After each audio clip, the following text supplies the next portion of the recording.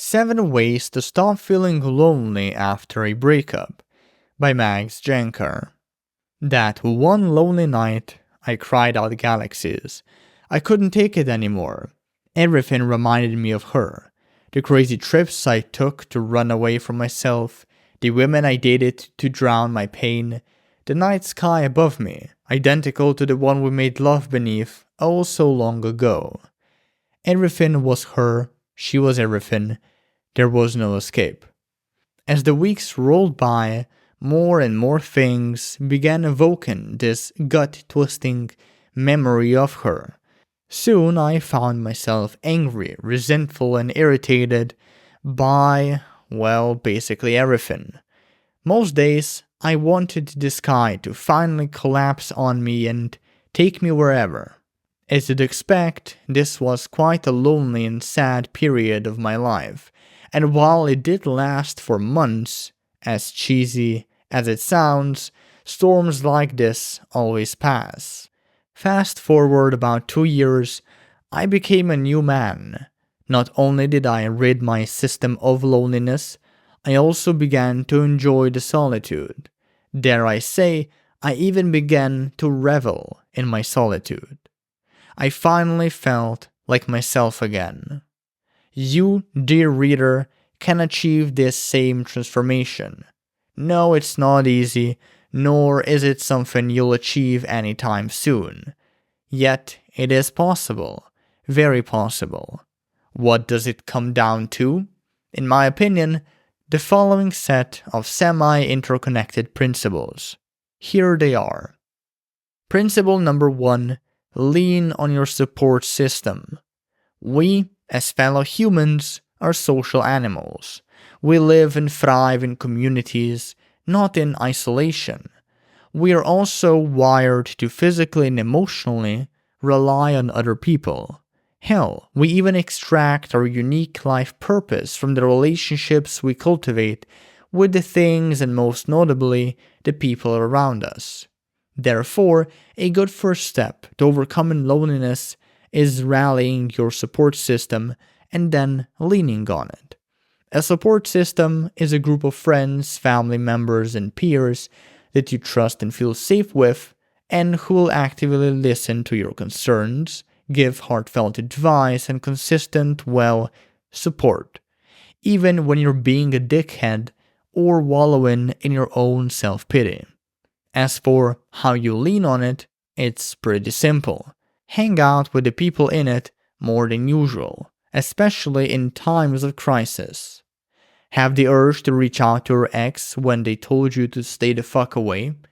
Call up your buddies instead. Want to get batshit drunk to feel less lonely? Help a peer with a work project instead. Feel like doing a gnarly flip off a bridge? Talk to your mom first. Principle number 2. Leverage breakup recovery groups. Joining a breakup recovery group to alleviate my loneliness was probably the most challenging thing I've done socially, mainly because I'm a huge introvert and had massive problems with being vulnerable in the past. But I'm glad I forced myself to do it. It helped a lot, not only with my loneliness, but also my personal growth at large. So go and find a breakup recovery group yourself, perhaps multiple. And once you find a group or two that resonate, start participating. The bigger, more participatory and active the group is, the better. Look especially for groups that incorporate activities like dancing, hiking, swimming, or gymnastics in addition to discussions. Those are proven to help you feel less alone faster than groups where everyone just sits around doing nothing. Now, I understand that you might not be lucky enough to stumble upon a real-life group of recovering breakup survivors, but don't worry, there is a workaround. Online groups. Yes, you've read that right. Online groups work just as well as offline ones in terms of helping you deal with post-breakup loneliness. Just note that according to recent studies, when meeting new people there, it's more therapeutic if you participate in group discussions rather than solely sticking to one-on-one interactions. Principle number 3. Improve your social skills. Naturally, just getting into a recovery group is not enough to stop feeling lonely. You also have to, talk to the people in it. This is where social skills come in. Social skills allow us to build deep emotional connections with others. Connections that can then gradually evolve into meaningful friendships. And those meaningful friendships help us feel less lonely. Simple as that. Below are 3 steps on improving social skills that I followed and taught to others. Give them a shot. That said, if one feels too easy, feel free to skip it. And if you're already socially calibrated, maybe even skip this entire section altogether. Step 1. Glances, smiles, and greetings. Start by making eye contact with random people you encounter, say on a stroll or when you're shopping. When it feels comfortable, incorporate a smile into the routine. And when you feel comfortable with even that, add a greeting to the mix. Finally, repeat this routine until you become comfortable with it. Then go to step 2. Step 2. Advice and opinions. This one is pretty simple. Start asking strangers for advice and opinions on everyday things like the clothes you wear, the environment you're in, or the things you're simply curious about. Life hack: if you're too shy to do this, start by asking market clerks for advice and opinions. Since it's their job to answer, you might be more relaxed. In any case, when this step becomes second nature, move on to the last one. Step 3. Small talk. This refers to a shorter conversation about mundane, casual things like entertainment, the weather, news, or travel. What I essentially want you to do is engage a stranger, or a group of strangers, in small talk. When you feel comfortable, add some jokes, clever remarks, sarcasm, and witty responses into the conversation. Once you get the basics in order, it's time to get vulnerable. Principle number 4. Dare to be vulnerable. Vulnerability refers to your ability to open up, speak your mind, and share things about yourself and your life even when it feels uncomfortable. There's no way you'll ever build deep and meaningful emotional connections with people in your recovery group or those outside it without learning how to be vulnerable. Therefore, practice it religiously. Start small by sharing something personal with a group member you trust, whether it's a fear, a struggle, or a dream. Notice how it feels to be open and honest, and recognize that vulnerability is not a weakness but a strength. Then do the same with the strangers or semi-strangers in your recovery group. Open up even if it feels awkward or embarrassing. The right people, your potential or current friends, that is, will stay with you regardless and will accept you.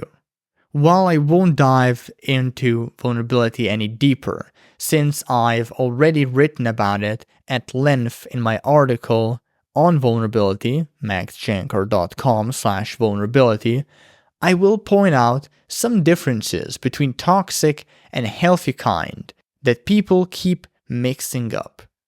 Toxic vulnerability is the equivalent of overexpression and is a result of lousy emotional management.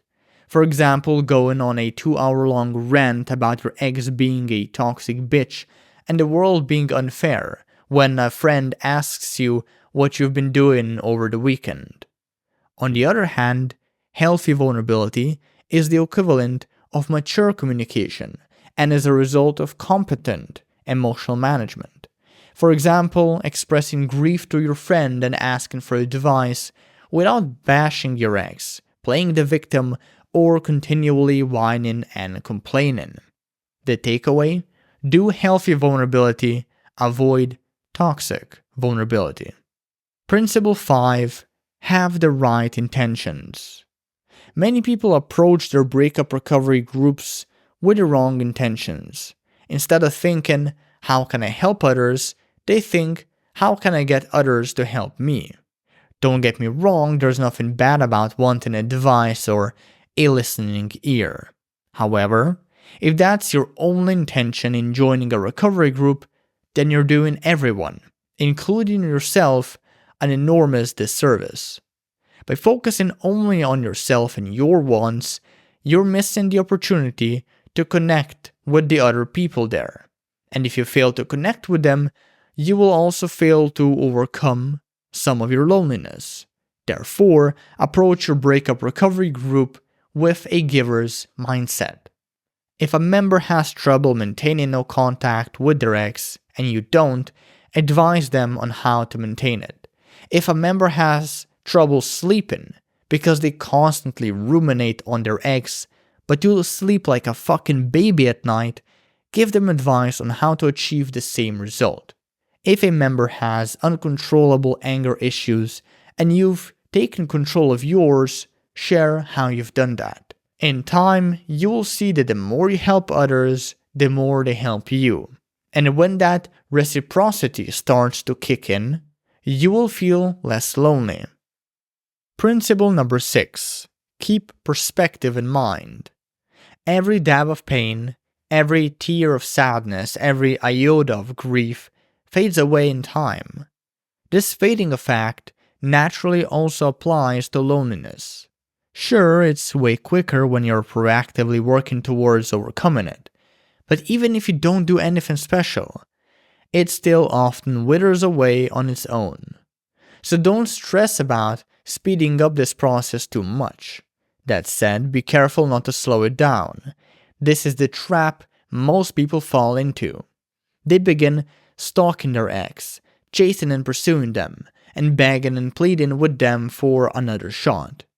Granted your ex is unreceptive, which is the case for most people, these behaviors only intensify loneliness. Not only that, they also contribute to unnecessary drama between you and your ex, and may reopen additional breakup wounds or lead to totally new ones.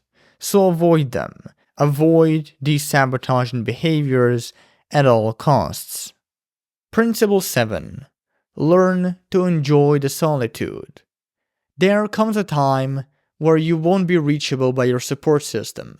There comes a time when you won't be able to fall back on your recovery groups. There comes a time when it's only you with yourself.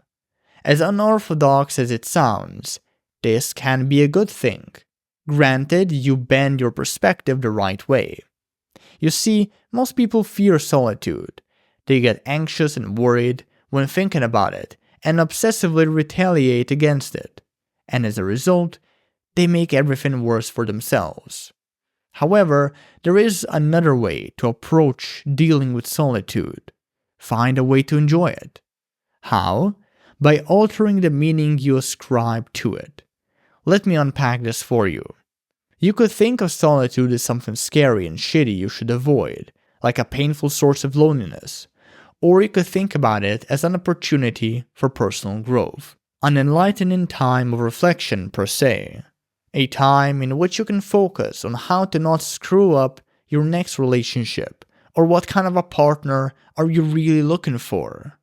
Put another way, you could try and neurotically fend off loneliness, or you could embrace and learn from it instead. Adopt the latter perspective. Change how you perceive solitude for the better, and observe how quickly your loneliness loses its grip over your ballsack.